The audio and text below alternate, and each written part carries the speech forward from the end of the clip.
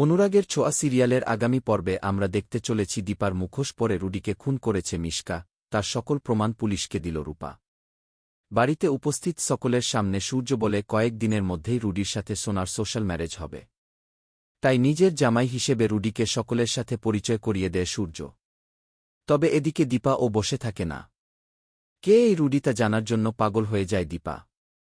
তবে অন্যদিকে দেখা যায় দীপাকে ফাঁসানোর জন্য রুডিকে খুন করার প্ল্যান করে মিশকা। তাই নববর্ষের অনুষ্ঠানে সেনগুপ্ত বাড়ির সবাই যখন ব্যস্ত থাকে তখনই দীপার মুখোশ পরে হাতে বন্দুক নিয়ে হাজির হয় মিশকা।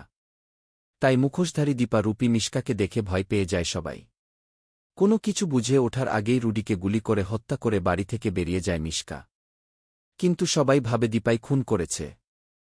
তাই কিছুক্ষণ পরে যখন আসল দীপা সেখানে হাজির হয় তখন সবার জেরার মুখে ফেঁসে যায় দীপা। কারণ বাড়িতে উপস্থিত সবাই নিজের হাতে রুডিকে খুন করতে দেখেছে।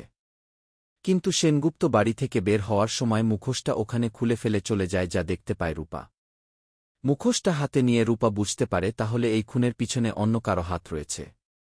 খুনের দায় পুলিশ যখন দীপাকে অ্যারেস্ট করতে আসে তখন পুলিশকে মুখোশটা দেখায় রূপা।